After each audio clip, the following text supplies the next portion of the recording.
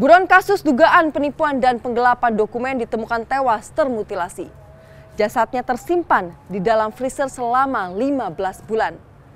Korban dihabisi oleh sepupunya yang merasa sakit hati atas perkataan korban.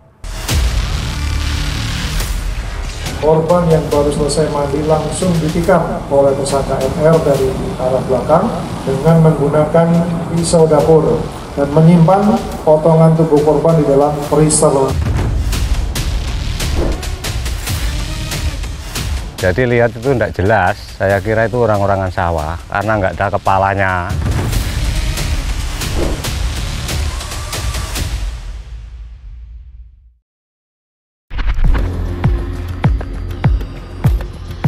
Warga perumahan Villa Regensi 2, Kecamatan Pasar Kemis, Kabupaten Tangerang, digegerkan dengan penemuan mayat pria termutilasi yang disimpan dalam sebuah peti pendingin atau freezer.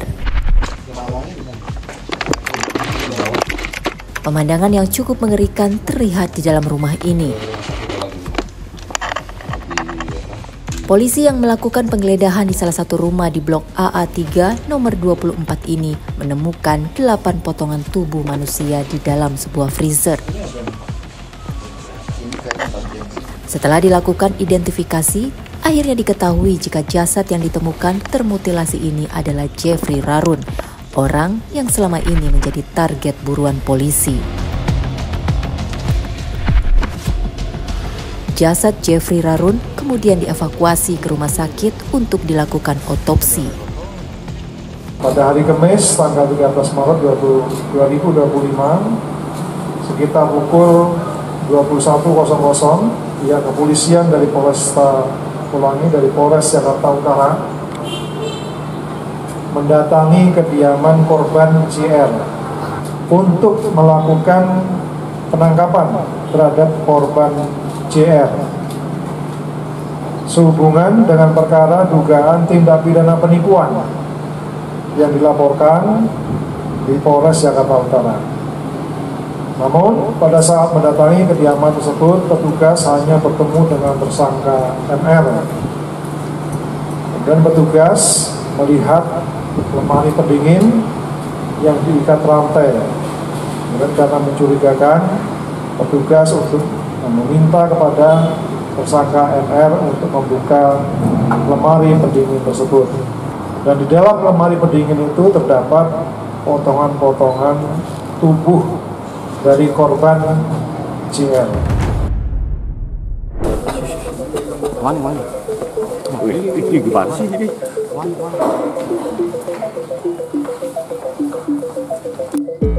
Rupanya Jeffrey Rarun dihabisi oleh sepupunya Marcelino Rarun. Marcelino pun kini telah ditetapkan sebagai tersangka. Setelah kita dalami, diperoleh fakta penyidikan, pada sekitar bulan Desember 2023, korban meminta tersangka MR untuk mencari mobil milik teman korban yang dibawa kabur orang lain. Namun, karena tersangka MR tidak dapat menemukan mobil tersebut, maka korban marah-marah kepada tersangka MR, sehingga membuat tersangka MR kesal kepada korban. Kemudian pada tanggal 23 Desember 2023 sekitar pukul 05.00 WIB, korban yang baru selesai mandi langsung ditikam oleh tersangka MR dari arah belakang dengan menggunakan pisau dapur. Rupanya jasad Jeffrey telah tersimpan di dalam freezer sejak 15 bulan lalu. Kemudian tersangka MR membeli lemari pendingin daging yang disimpan di bengkel milik korban yang beralamat di Kampung Gelam Timur nomor 7, Kelurahan Gelam Jaya, Kecamatan Pasar Kemis, Kabupaten Tangerang, dan menyimpan potongan tubuh korban di dalam freezer tersebut.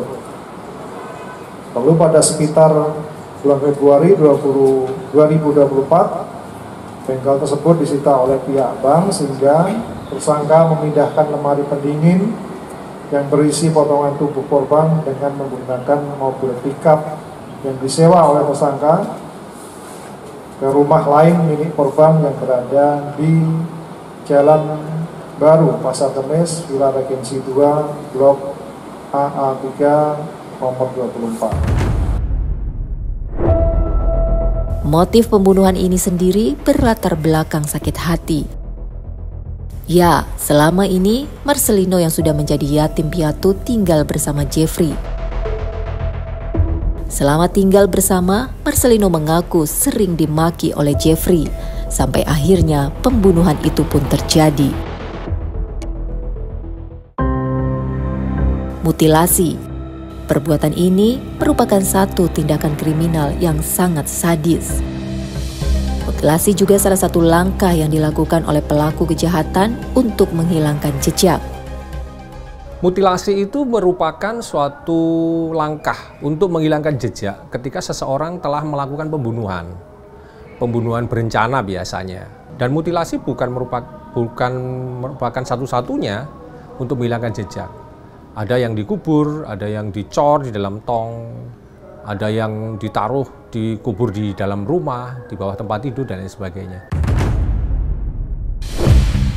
Sungguh ironis, selama rentang waktu Januari hingga Maret 2025 ini, tercatat ada 3 kasus mutilasi yang terjadi di beberapa wilayah. Dan dalam setiap bulannya, terjadi 1 kasus.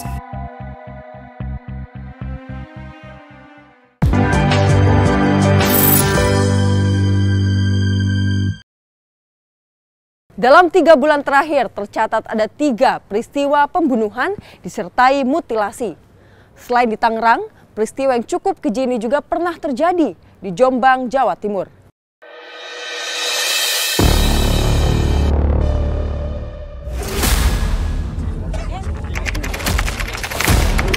Di Jombang, Jawa Timur, kasus pembunuhan yang disertai mutilasi menimpa warga bernama Agus Soleh.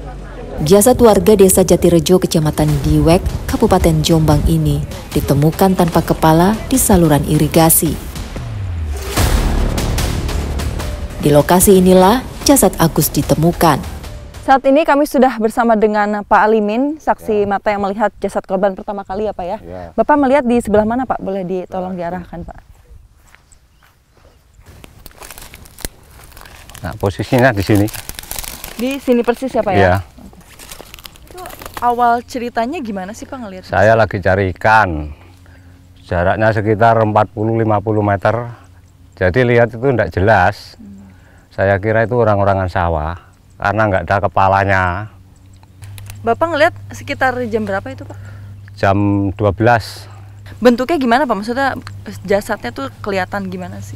Jasadnya ini sudah gemuk, ya menghadap ke itu, sudah tengkurap. Menghadap ke timur.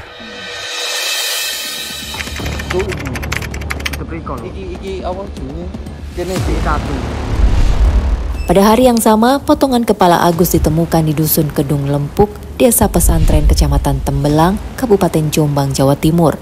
Hasil otopsi memastikan bahwa tubuh yang kami temukan dengan kepala yang ditemukan ini merupakan satu bagian.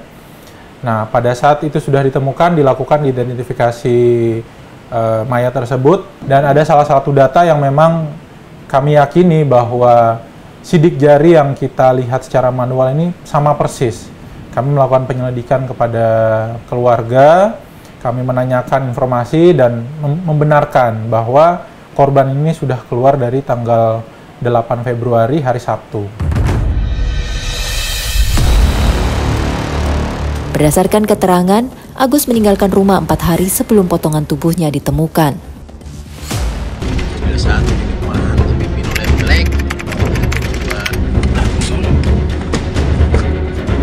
Satreskrim Polres Jombang yang telah mengantongi identitas pelaku langsung menuju Dusun Plosowedi, Desa Plosogeneng, Jombang.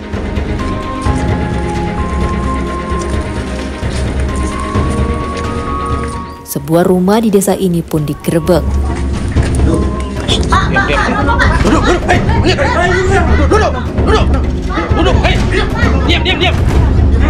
Dari dalam rumah ini, polisi meringkus pria bernama Eko Fitrianto, pelaku pembunuhan Agus.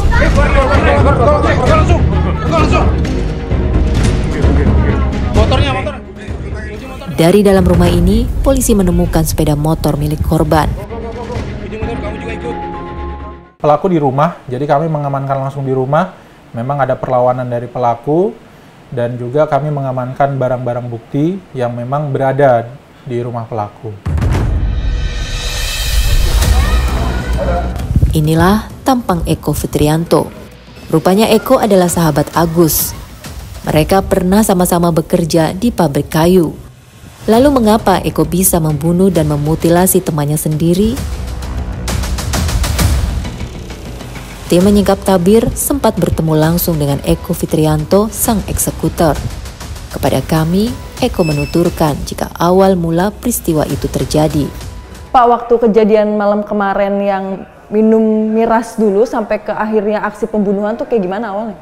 Dari awal ketemu dulu, saya di WhatsApp itu, saya waktu itu masih kerja, terus dia samperin, di situ dia sudah mabuk kan, datang-datang sudah mabuk, terus saya diantar pulang, terus minum yang dia bawa tadi.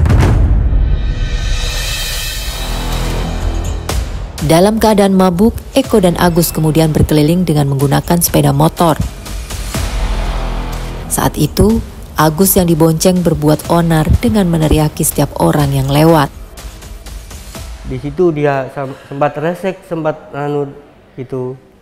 Terus kalau ketemu orang dia marah-marah. Terus saya tegur, saya dipukul dari belakang gini. Saat itu Eko sempat berkelahi dengan Agus yang saat itu sudah tidak bisa dikendalikan. Terus sempat berantem itu saya di situ. Terus saya lihat, kamu lihat saya enggak? Terus dilihat, saya terus dipeluk. Terus tenang, dia tidur lagi. Saya tungguin gitu. Terus kalau ada orang lewat lagi, ada sepeda motor lewat, bangun lagi gitu, terus menerus gitu. Saya rasa di situ kok nggak aman, banyak orang lewat gitu. Terus saya bawa ke TKP itu, yang terakhir, TKP terakhir di situ. Dan di situ saya diajar lagi di situ. Berkelahi antara Eko dan Agus berlanjut di pinggir sawah. Sampai akhirnya peristiwa mengerikan itu pun terjadi. Saya pukulin sampai dia nggak sadar itu. Begitu, habis itu sudah sampai nggak sadar, masih saya jagain di situ. Nanti biar nggak ada orang lewat lagi atau gimana itu, menang besok lagi. Saya pikir dia itu masih hidup. Saya pikir itu, kok lama nggak bangun kan, nggak ada apa reaksi sekali ya. Habis saya cek itu, saya pulang, saya panik, saya sambil itu alat kerja saya itu tadi bilang istri saya, Bu ambilkan sosok gitu. Saya kembali ke situ lagi, sama saya terjadi itu tadi, saya okrok dulunya itu. Selain di Jombang, kasus mutilasi di wilayah Kediri, Jawa Timur juga sempat menjadi sorotan publik, khususnya di media sosial. Nama Uswatun Hasanah sempat populer di media sosial. Bukan karena prestasinya, namun karena nasib tragis yang menimpanya. Wanita cantik asal Blitar, Jawa Timur ini tewas dimutilasi oleh teman dekatnya. Potongan tubuh korban kemudian dibuang ke 3 lokasi berbeda di wilayah Jawa Timur.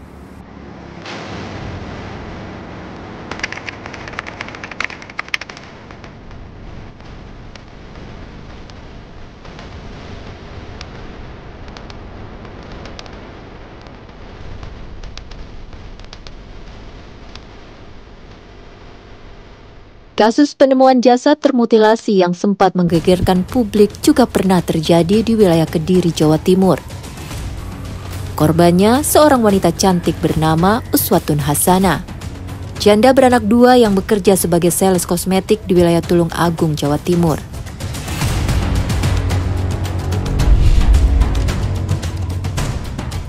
Uswatun dieksekusi di dalam kamar hotel oleh Rohmat Trihartanto, pria beristri yang menjalin hubungan gelap dengannya.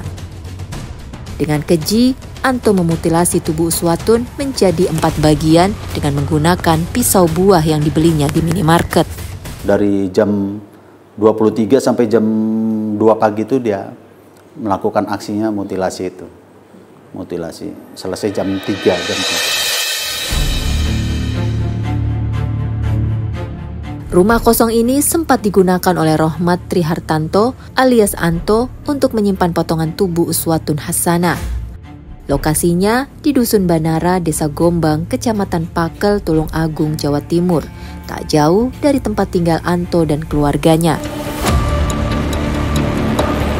Di rumah kosong inilah Anto membawa jasad korban Uswatun Hasanah yang telah dimutilasi di dalam koper sebelum akhirnya dibuang. Anto membawa jasad dalam koper tersebut lantaran bingung hendak dibuang kemana jasad korban.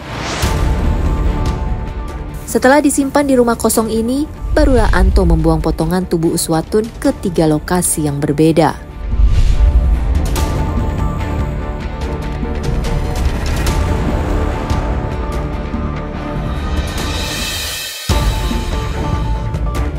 Ditemui di Mapolda Jawa Timur, Anto pun blak-blakan kepada kami soal kenapa ia tega berbuat keji kepada Uswatun Hasanah. Sebelum check-in mampir itu rumah makan dulu. Jadi sempat makan bareng dulu, habis makan langsung check-in. Nyampe hotel ya saya mandi dulu gitu, terus ya ngobrol-ngobrol gitu. Terus pada saat mau berhubungan itu tiba-tiba dia itu teringat anak saya yang nomor 2 gitu. Jadi cekcoknya itu di situ. Terus dia bilang kan gini, kalau seandainya istri saya itu nggak punya anak yang kedua, itu dia itu masih tujuannya itu saya gitu. Terus dengan adanya anak yang nomor 2 itu, dia itu sudah nggak mood, saya itu bukan tujuannya lagi gitu. Almarhum itu nggak terima istri saya punya anak lagi yang kedua itu.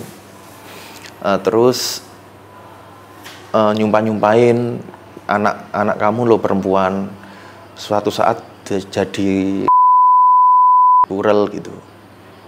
Akhirnya saya emosi itu. Setelah itu saya panik, kok sudah nggak bernyawa gitu. Karena saking saya sudah panik, akhirnya itu saya berniat itu ngambil koper. Sebenarnya itu nggak ada niat mutilasi, karena saking saya panik, saking saya bingung, saya masukkan koper itu kan tidak muat. Itu sempat saya injek-injek biar muat, itu ternyata tetap tidak muat. Akhirnya itu saya potong itu. Dalam keadaan terpotong 4 bagian, Anto kemudian membuang tubuh korban. Saya buang potongan badan itu pertama koper dulu saya buang di dadapan dekat pembuangan sampah. Habis itu arah pulang saya buang kaki itu di daerah Sampung, Ponorogo. Itu sebenarnya sudah sama kepalanya itu mau aku buang. Cuman saya lempar dari dalam mobil itu ternyata kena jendela, jadi mantul lagi. Kepalanya itu nggak ikut kebuang. Mau saya buang, akhirnya ini dari belakang kayak ada mobil gitu, ada lampu. Akhirnya saya panik, gugup, dari takut ketahuan kan, saya langsung tancap gas pulang gitu. Terus kepalanya itu sempat nginep 1 malam di dalam mobil. Akhirnya saya buang besoknya itu di daerah Watulimo.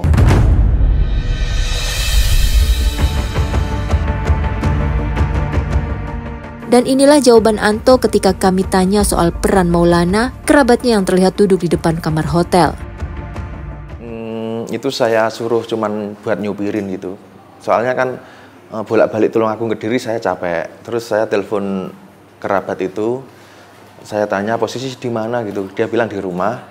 Akhirnya saya langsung nyamperin ke rumahnya, terus saya minta tolong disopiri gitu. Buat keluarga almarhum saya minta maaf. Saya kilap, saya salah. Saya minta maaf. Terus buat keluarga saya, anak istri saya di rumah, buat ibu saya juga minta maaf. Hanya karena tak bisa menahan emosi, kini Anto sengsara menjalani hidup dari balik jeruji besi penjara dalam waktu yang cukup lama.